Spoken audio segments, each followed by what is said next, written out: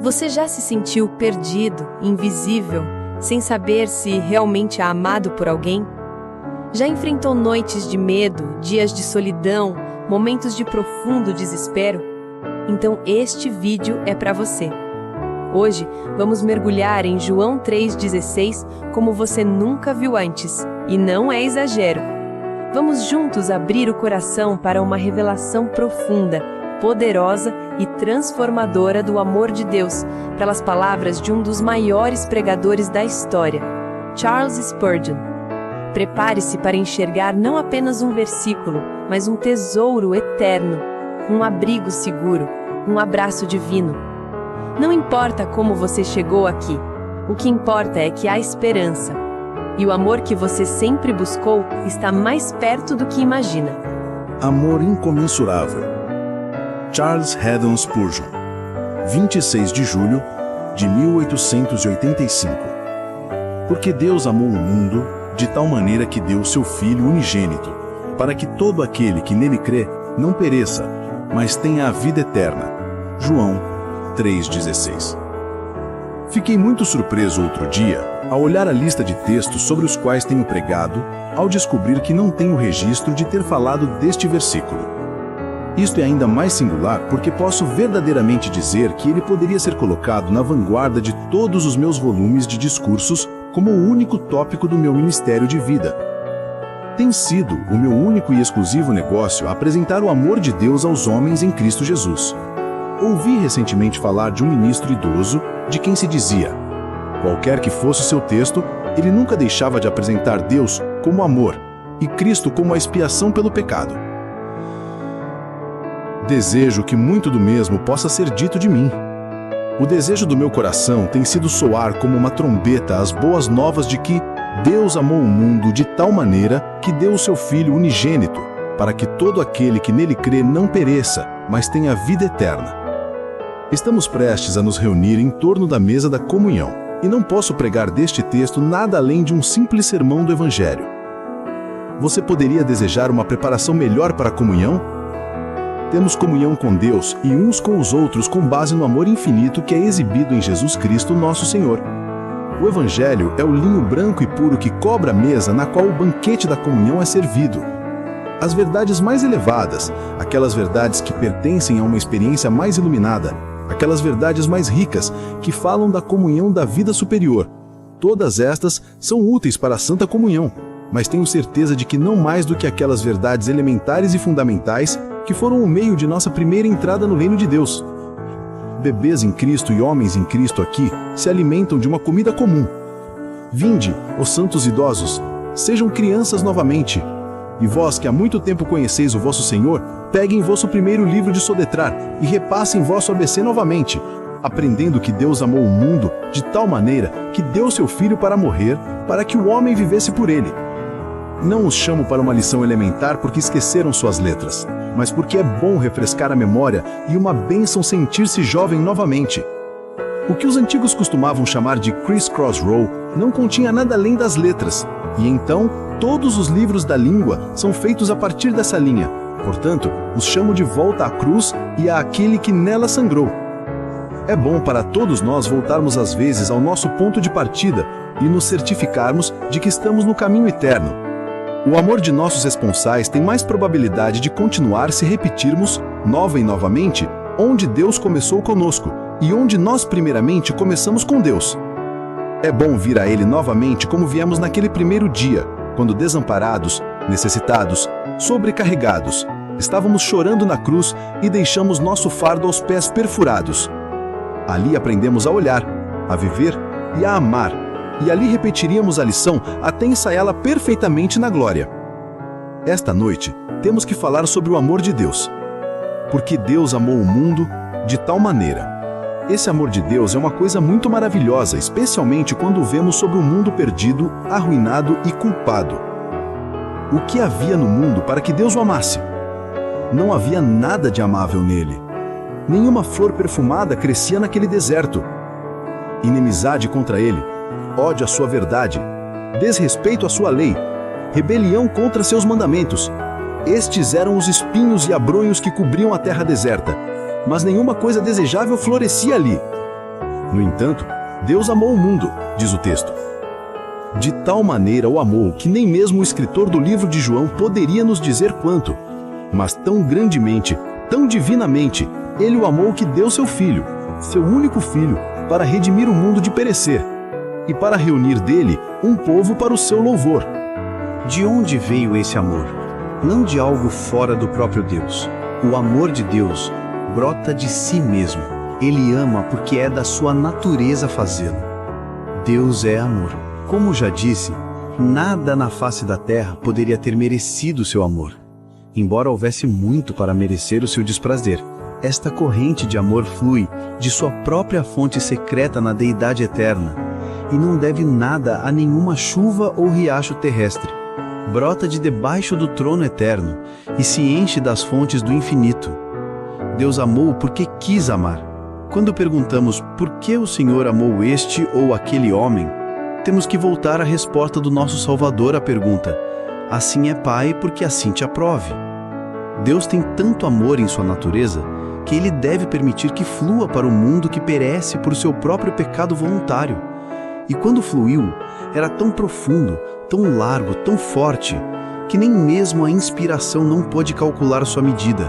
E, portanto, o Espírito Santo nos deu aquela grande e pequena palavra assim, e nos deixou tentar a medida, conforme percebemos mais e mais do amor divino.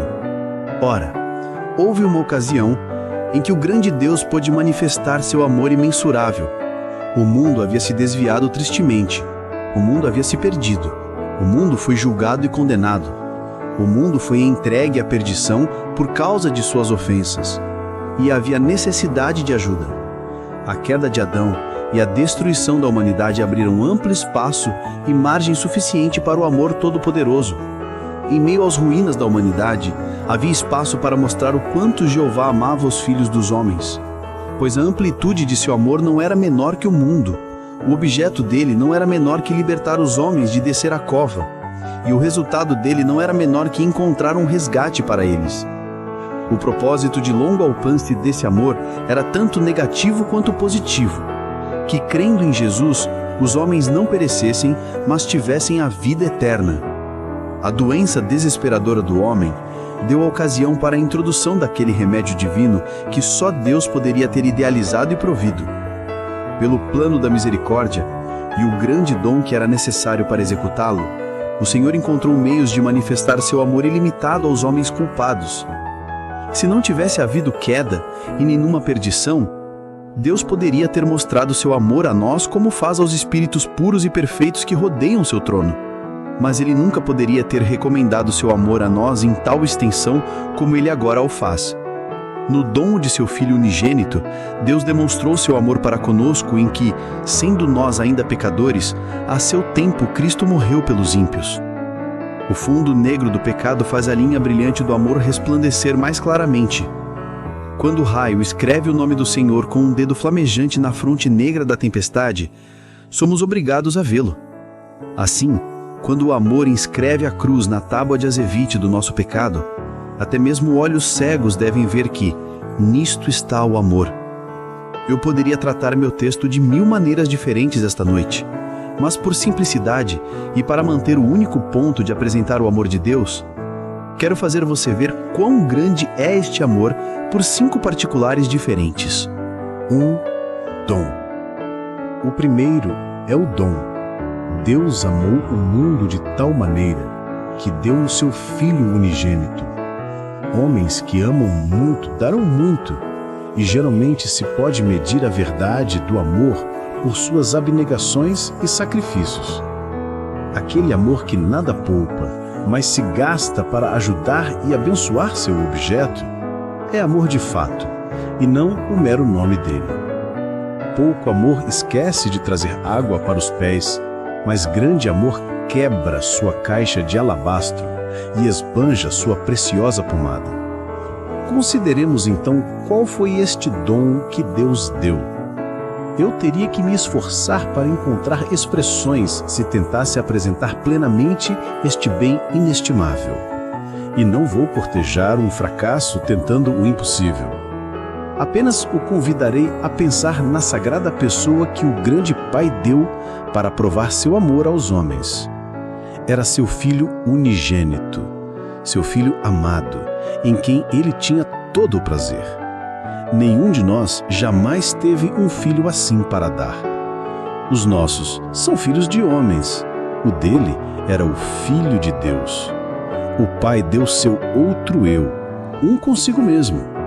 Quando o grande Deus deu seu Filho, ele deu o próprio Deus. Pois Jesus não é, em sua natureza eterna, menos do que Deus. Quando Deus deu Deus por nós, ele deu a si mesmo. O que mais poderia ele dar? Deus deu tudo o que tinha. Ele deu a si mesmo. Quem pode medir este amor? Julguem, pais, como vocês amam seus filhos. Poderiam entregá-los para morrer por seu inimigo? Julguem, vocês que têm um filho único, como seus corações estão entrelaçados com o seu primogênito, seu unigênito. Não houve prova maior do amor de Deus a Abraão do que quando ele não reteve de Deus seu filho, seu único filho, seu Isaque, a quem amava. E certamente não pode haver maior demonstração de amor do que o Pai Eterno dar seu Filho unigênito para morrer por nós. Nenhum ser vivente perderá facilmente sua prole. O homem sente uma dor peculiar quando seu filho é tirado. Deus não sente ainda mais? Uma história tem sido frequentemente contada sobre o afeto dos pais por seus filhos. Como em uma fome no Oriente, um pai e uma mãe foram reduzidos à inanição absoluta e a única possibilidade de preservar a vida da família era vender um dos filhos para a escravidão. Assim, eles consideraram. A pontada da fome tornou-se insuportável e seus filhos, implorando por pão, puxavam tão dolorosamente as cordas dos seus corações que eles precisavam considerar a ideia de vender um para salvar as vidas dos demais. Eles tinham 4 filhos. Quem deles deveria ser vendido? Não deveria ser o primeiro. Como poderiam se separar de seu primogênito? O segundo era tão estranhamente parecido com o pai que parecia uma reprodução dele, e a mãe disse que nunca se separaria dele. O terceiro era tão singularmente parecido com a mãe que o pai disse que preferia morrer a que este querido menino fosse para a servidão. E quanto ao quarto, ele era o Benjamim deles, o último, o amado, e eles não podiam se separar dele. Vocês não se solidarizam com eles? Eu vejo que sim. No entanto, Deus nos amou tanto que, para expressar com muita força, ele parecia nos amar mais do que seu filho único e não o poupou para que pudesse nos poupar. Ele permitiu que seu filho perecesse entre os homens, para que todo aquele que nele crer não pereça, mas tenha a vida eterna. Se você deseja ver o amor de Deus neste grande procedimento, deve considerar como ele entregou seu filho. Ele não entregou seu filho como você poderia fazer para alguma profissão cuja busca você ainda poderia desfrutar de sua companhia. Mas ele entregou seu filho ao exílio entre os homens. Ele o enviou para aquela manjedoura unida a uma perfeita humanidade, que a princípio era em forma de bebê. Ali ele dormia, onde bois com chifres se alimentavam. O Senhor Deus enviou o herdeiro de todas as coisas para trabalhar na carpintaria, para pregar o prego e empurrar o aplanador e usar a serra. Ele o enviou para o meio de escribas e fariseus, cujos olhos astutos o observavam e cujas línguas cruéis o açoitavam com calúnias vis. Ele o enviou para a fome e a sede, em meio a uma pobreza tão terrível que ele não tinha onde reclinar a cabeça. Ele o enviou para os açoites e a coroa de espinhos, para entregar as costas aos que o feriam e as faces aos que lhe arrancavam os cabelos.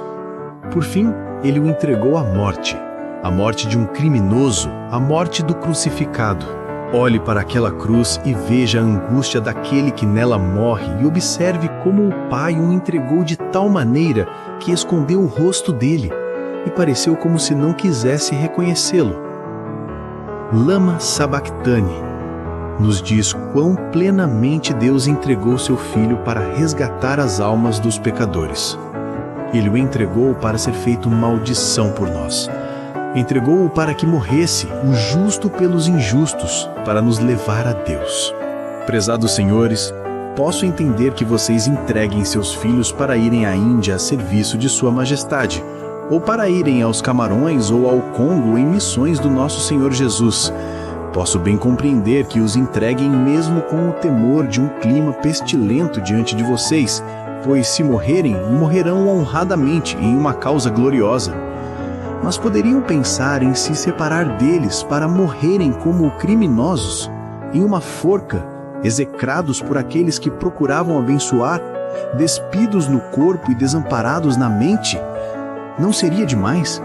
Não clamariam: não posso me separar do meu filho por tais miseráveis?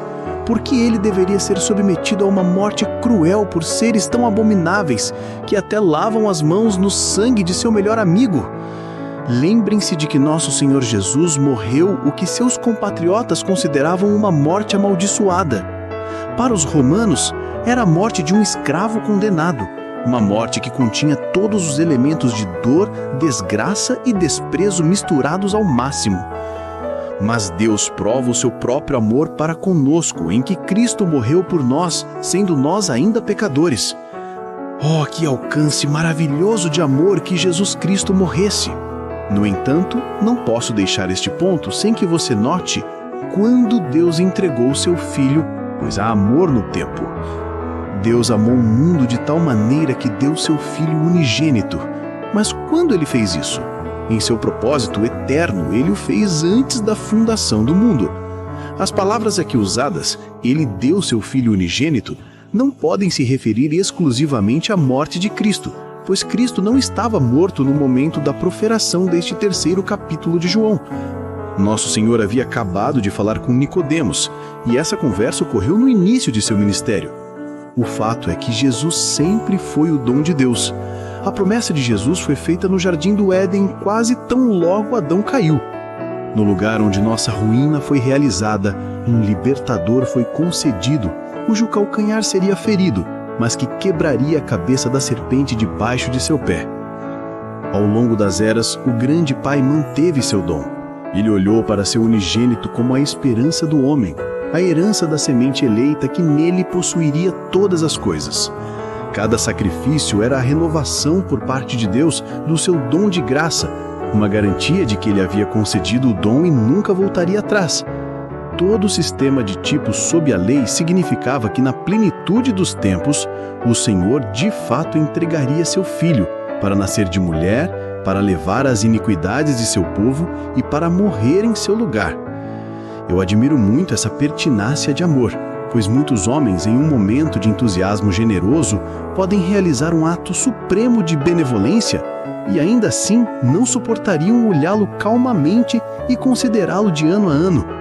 O fogo lento da antecipação teria sido insuportável. Se o Senhor tirasse aquele querido filho da sua mãe, ela suportaria o golpe com alguma medida de paciência, por mais pesado que fosse para seu tendo coração. Mas suponha que ela fosse crivelmente informada de que em tal dia seu filho deveria morrer, e assim tivesse que, de ano a ano, olhá-lo como morto. Não amedrontaria cada hora de sua vida futura? Suponha também que ela soubesse que ele seria pendurado em uma árvore para morrer, como um condenado. Não amarguraria sua existência? Se ela pudesse se retirar de tal prova, não faria? Certamente o faria. No entanto, o Senhor Deus não poupou seu próprio Filho, mas livremente o entregou por todos nós, fazendo isso em seu coração de era em era. Nisso está o amor, amor que muitas águas não puderam apagar. Amor eterno, inconcebível, infinito. Agora, assim como este dom se refere não apenas à morte do nosso Senhor, mas às eras anteriores a ela, também inclui todas as eras posteriores. Deus amou o mundo de tal maneira que deu, e ainda dá, o seu Filho unigênito, para que todo aquele que nele crê não pereça, mas tenha a vida eterna. O Senhor está dando Cristo esta noite. Oh, que milhares de vocês aceitem de bom grado o dom inefável. Alguém recusará? Este bom dom, este dom perfeito, você pode recusá-lo? Oh, que você tenha fé para se apegar a Jesus, pois assim ele será seu. E ele é o dom gratuito de Deus para todos os recebedores livres, um Cristo completo para pecadores vazios. Se você puder apenas estender sua mão vazia e disposta, o Senhor lhe dará Cristo neste momento. Nada é mais livre do que um dom. Nada é mais digno de ter do que um dom que vem fresco da mão de Deus, tão cheio de poder eficaz como sempre foi. A fonte é eterna, mas o fluxo dela é tão fresco como quando a fonte foi aberta pela primeira vez. Não há como esgotar este dom. Ó Cordeiro que morre, teu sangue precioso nunca perderá seu poder, até que toda a Igreja de Deus resgatada seja salva para não mais pecar. Vejam então qual é o amor de Deus, que Ele deu seu Filho desde a antiguidade e nunca revogou o dom. Ele mantém seu dom e continua a dar seu querido Filho a todos os que estão dispostos a aceitá-lo. Das riquezas de sua graça, Ele tem dado, está dando e dará ao Senhor Jesus Cristo e todos os dons inestimáveis que nele estão contidos a todos os pecadores necessitados que simplesmente confiarem nele. Eu os convoco a partir deste primeiro ponto a admirarem o amor de Deus por causa da transcendente grandeza de seu dom ao mundo, o próprio dom de seu Filho unigênito, o plano da salvação. Agora notem em segundo lugar, e creio que posso dizer com igual admiração, o amor de Deus no plano da salvação. Ele o expressou assim: para que todo aquele que nele crê não pereça, mas tenha a vida eterna. O caminho da salvação é extremamente simples de entender e extraordinariamente fácil de praticar, uma vez que o coração se torna disposto e obediente. O método da aliança da graça difere tanto da aliança das obras quanto a luz da escuridão.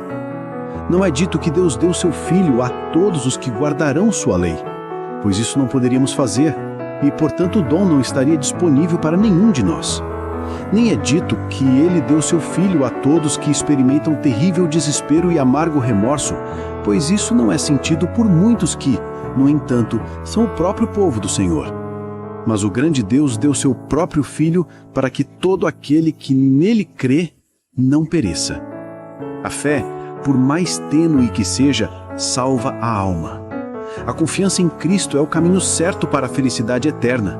Ora, o que é crer em Jesus? É exatamente isto, é confiar-se a Ele. Se os seus corações estão prontos, embora você nunca tenha crido em Jesus antes, eu confio que você crerá nele agora. Ó Espírito Santo, graciosamente faça com que seja assim. O que é crer em Jesus?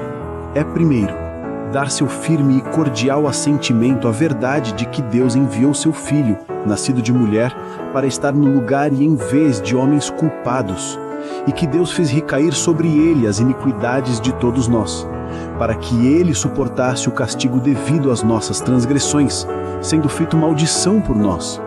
Devemos crer de todo o coração na Escritura que diz: o castigo que nos traz a paz estava sobre ele, e pelas suas pisaduras fomos sarados. Eu peço seu assentimento à grande doutrina da substituição, que é a medula do Evangelho. Ó, que Deus, o Espírito Santo, os leve a dar um assentimento cordial a ela imediatamente, pois, por mais maravilhoso que seja, é um fato que Deus estava em Cristo reconciliando o mundo consigo mesmo, não lhes imputando as suas transgressões. Ó, que vocês se alegrem por isso ser verdade e sejam gratos por tão belo fato ser revelado pelo próprio Deus. Creia que a substituição do Filho de Deus é certa, não critique o plano ou questione sua validade ou eficácia, como muitos fazem. Ai, eles chutam o grande sacrifício de Deus e o consideram uma invenção lamentável. Quanto a mim, visto que Deus ordenou salvar o homem por um sacrifício substitutivo, eu concordo alegremente com seu método e não vejo razão para fazer outra coisa senão admirá-lo e adorar seu autor. Alegro-me e regozijo-me por tal plano ter sido concebido, pelo qual a justiça de Deus é vindicada e sua misericórdia é libertada para fazer tudo o que ele deseja. O pecado é punido na pessoa de Cristo, mas a misericórdia é estendida ao culpado. Em Cristo, a misericórdia é sustentada pela justiça, e a justiça satisfeita por um ato de misericórdia. Os sábios do mundo dizem coisas duras sobre este dispositivo da sabedoria infinita, mas quanto a mim, eu amo o próprio nome da cruz e a considero o centro da sabedoria, o foco do amor, o coração da retidão. Este é um ponto principal da fé: dar um assentimento sincero à entrega de Jesus para sofrer em nosso lugar e, em nosso lugar, concordar com toda a nossa alma e mente com este caminho de salvação. A segunda coisa é que você aceite isso para si mesmo. No pecado de Adão, você não pecou pessoalmente, pois você não existia então. No entanto, você caiu. Nem pode agora reclamar disso, pois você endossou e adotou voluntariamente o pecado de Adão ao cometer transgressões pessoais. Você colocou sua mão, por assim dizer, sobre o pecado de Adão e o tornou seu, cometendo pecado pessoal e real. Assim, você pereceu pelo pecado de outro que você adotou e endossou. E da mesma maneira você deve ser salvo pela justiça de outro que você deve aceitar e apropriar. Jesus ofereceu uma expiação, e essa expiação se torna sua quando você aceita, colocando sua confiança nele. Quero que você diga agora: minha fé repousa sua mão sobre aquela tua querida cabeça, enquanto como um penitente eu fico e aqui confesso o meu pecado. Certamente isso não é uma questão muito difícil. Dizer que Cristo que pendeu na cruz será meu Cristo, meu fiador, não exige nem esforço de intelecto, nem esplendor de caráter. E ainda assim é o ato que traz salvação à alma. Mas uma coisa é necessária, e é a confiança pessoal.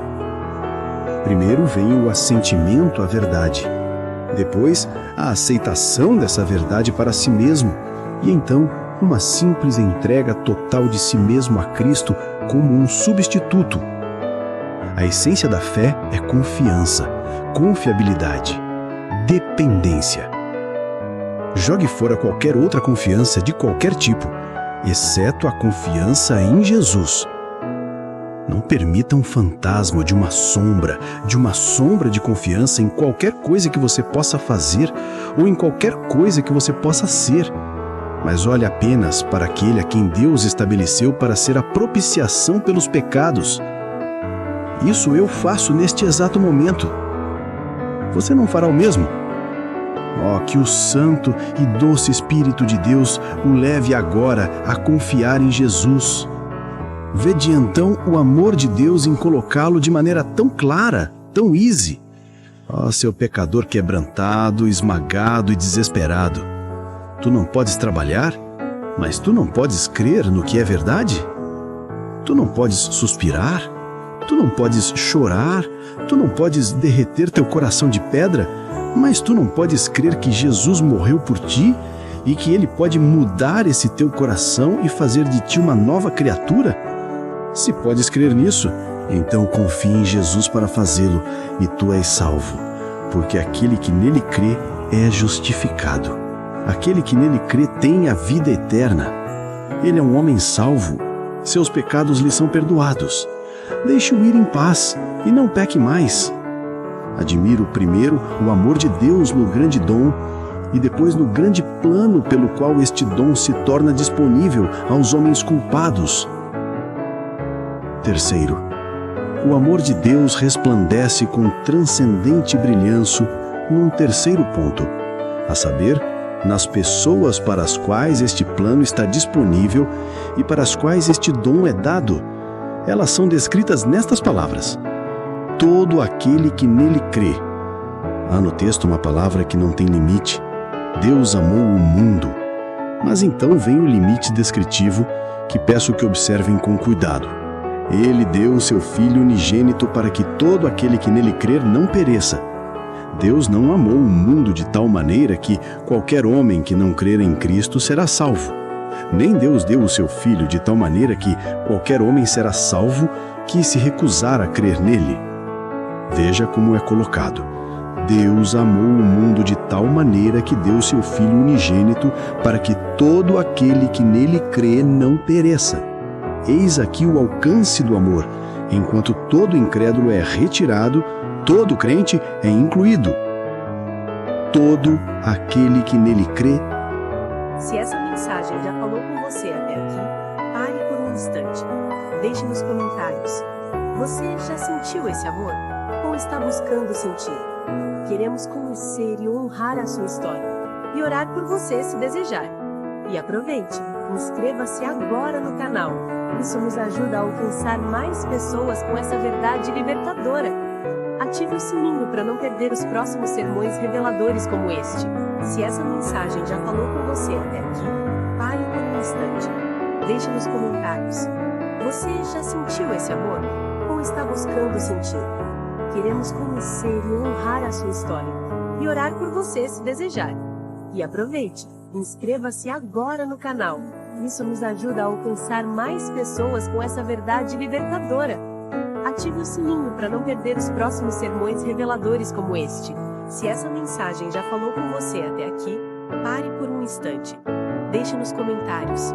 Você já sentiu esse amor? Ou está buscando sentir? Queremos conhecer e honrar a sua história e orar por você se desejar. E aproveite, inscreva-se agora no canal. Isso nos ajuda a alcançar mais pessoas com essa verdade libertadora. Ative o sininho para não perder os próximos sermões reveladores como este. Suponha que haja um homem que tenha sido culpado de todas as concupiscências da carne em um grau infame. Suponha que ele seja tão detestável que só seja apto para ser tratado como um leproso moral e trancado em uma casa separada por medo de que contamine aqueles que o ouvem ou veem. Ainda assim, se esse homem crer em Jesus Cristo, ele será imediatamente purificado de sua contaminação e não perecerá por causa de seu pecado. E suponha que haja outro homem que, na busca de seus motivos egoístas, tenha oprimido os pobres, roubado seus colegas comerciantes e até mesmo chegado a cometer crimes reais dos quais a lei tomou conhecimento. Ainda assim, se ele crer no Senhor Jesus Cristo, ele será levado a fazer restituição e seus pecados lhe serão perdoados. Certa vez ouvi falar de um pregador que se dirigia a um grupo de homens acorrentados, condenados à morte por assassinato e outros crimes.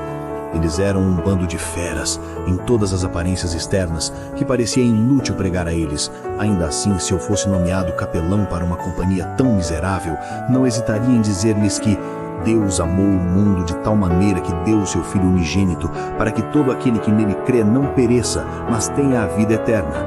Ó homem, se tu creres em Jesus como o Cristo, por mais horríveis que tenham sido teus pecados passados, eles serão apagados. Tu serás salvo do poder de teus maus hábitos, e tu começarás de novo como uma criança recém-nascida, com uma nova vida e verdadeira que Deus te dará. Todo aquele que nele crê. Isso te inclui, meu amigo idoso, agora a poucos passos trêmulos da sepultura. Ó pecador de cabelos brancos, se você crer nele, você não perecerá. O texto também te inclui, querido menino, que mal entrou na adolescência. Se você crer nele, você não perecerá. Isso te inclui, bela jovem, e te dá esperança e alegria ainda jovem. Isso nos compreende a todos, desde que creiamos no Senhor Jesus Cristo. Nem todos os demônios do inferno podem encontrar qualquer razão para que o homem que crê em Cristo seja perdido, pois está escrito: aquele que vem a mim de maneira nenhuma o lançarei fora. Eles dizem: Senhor, ele demorou tanto para vir. O Senhor responde: ele veio, então não o lançarei fora por todos os seus atrasos. Mas, Senhor, ele voltou depois de fazer uma profissão de fé. Ele finalmente veio, então não o lançarei fora por todas as suas apostasias. Mas, Senhor, ele era um blasfemador de boca suja. Ele veio a mim, então não o lançarei fora por todas as suas blasfêmias. Mas, diz alguém, eu contesto a salvação deste miserável ímpio. Ele se comportou tão abominavelmente que em toda a justiça deveria ser enviado para o inferno. Exatamente. Mas, se ele se arrepender de seu pecado e crer no Senhor Jesus Cristo, quem quer que seja, ele não será enviado para lá. Ele será mudado em caráter de modo que nunca perecerá, mas terá a vida eterna. Ora, observe que este, quem quer que seja, faz um grande arrasto, pois ele envolve todos os graus de fé. Quem quer que creia nele. Pode ser que ele não tenha plena certeza, pode ser que não tenha certeza alguma, mas se ele tem fé verdadeira e infantil, por ela ele será salvo.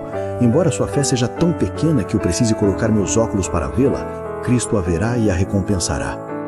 Sua fé é um grão de mostarda tão minúsculo que eu olho e olho de novo, mas mal a discerni, e ainda assim ela lhe traz a vida eterna, e é em si mesmo uma coisa viva. O Senhor pode ver dentro daquele grão de mostarda uma árvore em cujos ramos as aves do céu farão seus ninhos. Minha fé é fraca, confesso, mal confio em tua palavra, mas terás menos pena de mim? Que isso esteja longe de ti, Senhor. Ó Senhor Jesus, se eu não posso te tomar em meus braços como Simeão fez, eu pelo menos tocarei a orla de tua veste como a pobre mulher enferma que recebeu a tua virtude curadora. Está escrito: Deus amou o mundo de tal maneira que deu o seu Filho unigênito, para que todo aquele que nele crê não pereça, mas tenha a vida eterna. Isso significa que eu não posso pregar muito a vocês nesta noite, mas gostaria de pregar com força. Que esta verdade penetre em suas almas. Vocês que se sentem culpados, e vocês que se sentem culpados porque não se sentem culpados, vocês que estão de coração quebrado porque seu coração não quer se quebrar, vocês que sentem que não podem sentir, é para vocês que eu pregaria a salvação em Cristo pela fé. Vocês gemem porque não podem gemer, mas quem quer que vocês sejam, ainda estão dentro do alcance desta poderosa palavra, de que todo aquele que nele crê não pereça, mas tenha a vida eterna. Assim, tenho recomendado o amor de Deus a vocês nestes 3 pontos: o dom divino, o método divino de salvar e a escolha divina das pessoas a quem a salvação chega. 4. A libertação da perdição. Agora, em 4º lugar, outro raio de amor divino pode ser visto na bênção negativa aqui declarada, a saber, na libertação implícita nas palavras, para que todo aquele que nele crê não pereça. Entendo que essa palavra significa que todo aquele que crê no Senhor Jesus Cristo não perecerá, embora esteja prestes a perecer. Seus pecados o fariam perecer, mas ele nunca perecerá. A princípio, ele tem uma pequena esperança em Cristo, mas sua fé é fraca. Ela logo se apagará, não é? Não, sua fé não perecerá, pois esta promessa abrange: todo aquele que nele crê não perecerá. O penitente creu em Jesus e, portanto, começou a ser cristão. Clama o inimigo, deixe-o em paz, ele logo voltará para nós, logo estará tão descuidado como sempre. Escutem, todo aquele que nele crê não perecerá, e, portanto, ele não retornará a seu estado anterior. Isso prova a perseverança final dos santos, pois se o crente deixasse de ser crente, ele pereceria. E como ele não pode perecer, é claro que ele continuará a ser crente. Se tu creres em Jesus, nunca deixarás de crer nele, pois isso seria perecer. Se tu creres nele, nunca te deleitarás em teus velhos pecados, pois isso seria perecer. Se tu creres nele, nunca perderás a vida espiritual. Como podes perder aquilo que é eterno? Se tu a perdesses, provaria que não era eterna, e tu perecerias, e assim tu tornarias esta palavra sem efeito. Todo aquele que com o coração crê em Cristo é um homem salvo, não apenas para esta noite, mas para todas as noites que virão, e para aquela terrível noite da morte, e para aquela solene eternidade que se aproxima tanto. Todo aquele que nele crê não perecerá, mas ele terá uma vida que não pode morrer, uma justificação que não pode ser disputada, uma aceitação que nunca cessará. O que é perecer? É perder toda a esperança em Cristo, toda a confiança em Deus, toda a luz na vida, toda a paz na morte, toda a alegria, toda a bem-aventurança, toda a união com Deus. Isso nunca acontecerá com você se você crer em Cristo. Se você crer, será castigado quando errar, pois todo filho de Deus está sob disciplina, e que filho há que o Pai não castigue? Se você crer, poderá duvidar e temer quanto ao seu estado, como um homem a bordo de um navio pode ser jogado para lá e para cá. Mas você entrou a bordo de um navio que nunca poderá naufragar. Aquele que tem união com Cristo tem união com a perfeição, onipotência e glória. Aquele que crê é membro de Cristo. Cristo perderá seus membros? Como Cristo seria perfeito se perdesse até mesmo seu dedo mínimo?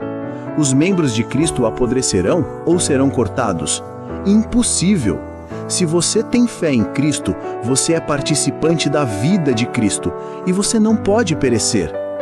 Se os homens estivessem tentando me afogar, eles não poderiam afogar meu pé enquanto eu tivesse minha cabeça acima da água. E enquanto nossa cabeça estiver acima da água, lá em cima, no eterno brilho do sol, o menor membro de seu corpo nunca poderá ser destruído. Aquele que crê em Cristo é unido a Ele, e ele deve viver porque Jesus vive. Oh, que palavra é esta! Eu dou às minhas ovelhas a vida eterna, e elas nunca perecerão, e ninguém as arrebatará da minha mão. Meu Pai, que mas deu, é maior do que todos, e ninguém pode arrebatá-las da mão de meu Pai. Sinto que tenho um grande evangelho para pregar a vocês quando leio que todo aquele que crê em Jesus não perecerá. Eu não daria 2 moedas por aquela salvação temporária e de pouco valor que alguns proclamam que flutua a alma por um tempo e depois reflui para a apostasia.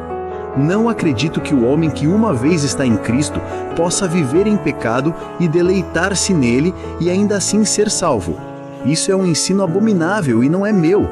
Mas acredito que o homem que está em Cristo não viverá em pecado, pois ele é salvo dele. Nem voltará a seus velhos pecados e neles permanecerá, pois a graça de Deus continuará a salvá-lo de seus pecados. Tal mudança é operada pela regeneração, que o novo nascido não pode permanecer em pecado nem encontrar conforto nele, mas ele ama a santidade e progride nela. O etíope pode mudar a sua pele e o leopardo suas manchas, mas somente a graça divina pode operar a mudança. E quando a graça divina tiver feito o trabalho, o homem negro permanecerá branco e as manchas do leopardo nunca retornarão. Seria tão grande milagre desfazer a obra de Deus como fazê-la, e destruir a nova criação exigiria tão grande poder quanto para criá-la. Como somente Deus pode criar, somente Deus pode destruir, e Ele nunca destruirá a obra de suas próprias mãos. Deus começará a construir e não terminará? Começará uma guerra e a terminará antes de ter vencido a vitória? O que o diabo diria se Cristo começasse a salvar uma alma e falhasse na tentativa? Se houvesse almas no inferno que fossem crentes em Cristo e ainda assim perecessem, isso lançaria uma nuvem no diadema do nosso Senhor exaltado. Não pode e nem deve ser. Tal é o amor de Deus que todo aquele que crê em seu dileto Filho não perecerá. Nessa certeza, nos regozijamos. 5. A posse da vida eterna. A última recomendação de seu amor reside no positivo, na posse. Terei que, em certa medida, percorrer o mesmo terreno novamente. Serei, portanto, mais breve. Deus dá a todo homem que crê em Cristo a vida eterna. No momento em que você crê, uma faísca vital de chama celestial que nunca se apagará tremula em seu peito. Naquele mesmo momento em que você se lança sobre Cristo, Cristo vem a você na palavra viva e incorruptível que vive e permanece para sempre. Embora caia em seu coração apenas uma gota da água celestial da vida, lembre-se disto. Ele disse, e não pode mentir, a água que eu lhe der se fará nele uma fonte de água que salta para a vida eterna. Quando recebi a vida eterna pela primeira vez, não tinha ideia de que tesouro havia chegado a mim. Sabia que havia obtido algo muito extraordinário, mas não estava ciente de seu valor superlativo. Apenas olhei para Cristo na pequena capela e recebi a vida eterna. Olhei para Jesus e Ele olhou para mim, e nos tornamos um para sempre. Naquele momento, minha alegria ultrapassou todos os limites, assim como minha tristeza antes me havia levado a um extremo de pesar. Eu estava perfeitamente em repouso em Cristo, satisfeito com Ele, e meu coração estava alegre. Mas eu não sabia que essa graça era a vida eterna, até que comecei a ler as Escrituras e a conhecer mais plenamente o valor da joia que Deus me havia dado. No domingo seguinte, fui à mesma capela, pois era muito natural que o fizesse, mas nunca mais fui depois por esta razão. Durante minha primeira semana, a nova vida que estava em mim havia sido forçada a lutar por sua existência, e um conflito com a velha natureza havia sido vigorosamente travado. Eu sabia que isso era um sinal especial da habitação da graça em minha alma, mas naquela mesma capela ouvi um sermão sobre: ó miserável homem que eu sou, quem me livrará do corpo desta morte? E o pregador declarou que Paulo não era cristão quando teve essa experiência. Bebê como eu era, eu sabia melhor do que acreditar em uma declaração tão absurda. O que senão a graça divina poderia produzir tal suspirar e chorar por libertação do pecado habitante? Senti que uma pessoa que pudesse falar tal bobagem sabia pouco da vida de um verdadeiro crente. Disse a mim mesmo: o quê? Não estou vivo porque sinto um conflito dentro de mim? Nunca senti essa luta quando era incrédulo. Quando não era cristão, nunca gemi para ser liberto do pecado. Este conflito é uma das evidências mais seguras do meu novo nascimento, e ainda assim, este homem não consegue vê-lo. Ele pode ser um bom exortador de pecadores, mas não consegue alimentar os crentes. Resolvi não mais ir àquele pasto, pois não podia me alimentar ali. Descobri que a luta se torna cada vez mais intensa. Cada vitória sobre o pecado revela outro exército de tendências malignas, e nunca consigo embainhar minha espada, nem cessar a oração e a vigilância. Não consigo avançar 1 centímetro sem orar, e nem manter o que ganho sem vigiar e permanecer firme. Só a graça pode me preservar e aperfeiçoar. A velha natureza matará a nova natureza se puder.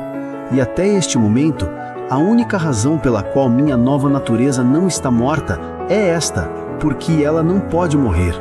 Se pudesse ter morrido, já havia sido morta há muito tempo. Mas Jesus disse: eu dou às minhas ovelhas a vida eterna, e aquele que crê em mim tem a vida eterna. E, portanto, o crente não pode morrer. A única religião que o salvará é aquela que você não pode deixar, porque ela possui você e não o deixará. Se você professa uma doutrina que pode abandonar, abandone-a. Mas se as doutrinas estão gravadas em você de tal forma que, enquanto você viver, você deve mantê-las, e de tal forma que se você fosse queimado, cada cinza conteria a mesma verdade, porque você está impregnado dela, então você encontrou a coisa certa. Você não é um homem salvo, a menos que Cristo o tenha salvado para sempre. Mas aquilo que tem tal domínio sobre você, que a sua aderência é sentida no cerne do seu ser, é o poder de Deus. Ter Cristo vivendo em você e a verdade enraizada na sua própria natureza, ó senhores, isso é o que salva a alma, e nada menos que isso. Está escrito no texto: Deus amou o mundo de tal maneira que deu seu Filho unigênito, para que todo aquele que nele crê não pereça, mas tenha a vida eterna. O que é isso senão uma vida que durará pelos seus 70 anos? Uma vida que durará se você viver mais de um século? Uma vida que ainda florescerá quando você estiver à beira da sepultura? Uma vida que permanecerá quando você tenha deixado o corpo e o tenha deixado apodrecer na gruva? Uma vida que continuará quando seu corpo for ressuscitado e você se apresentar diante do tribunal de Cristo? Uma vida que ofuscará aquelas estrelas e o sol e a lua? Uma vida que será coetânea com a vida do Pai Eterno? Enquanto houver um Deus, o crente não apenas existirá, mas viverá. Enquanto houver um céu, você o desfrutará. Enquanto houver um Cristo, você viverá em seu amor. E enquanto houver uma eternidade, você continuará a preenchê-la com deleite. Que Deus os abençoe e os ajude a crer em Jesus. Amém. Ao longo deste sermão extraordinário, ouvimos a voz do príncipe dos pregadores ecoar verdades eternas que atravessam gerações. Spurgeon nos conduziu, com poder e ternura, ao coração do Evangelho, o amor insondável de Deus que se revelou em Jesus Cristo. A grandiosidade desse amor não está apenas no que Deus deu, seu Filho unigênito, mas em para quem Ele deu, para todo aquele que nele crê. Você percebe o que isso significa? Não importa quem você é, o que fez ou onde está. Se você crê em Cristo, você tem vida eterna. Não uma vida passageira, religiosa, superficial, mas uma vida transformada, resgatada, cheia de significado e que nunca terá fim. Você não precisa entender tudo, apenas confie nele. O dom de Deus é para você, hoje. Deixe essa verdade tocar seu coração. Volte-se para Cristo e que essa mensagem ecoe em sua alma até a eternidade.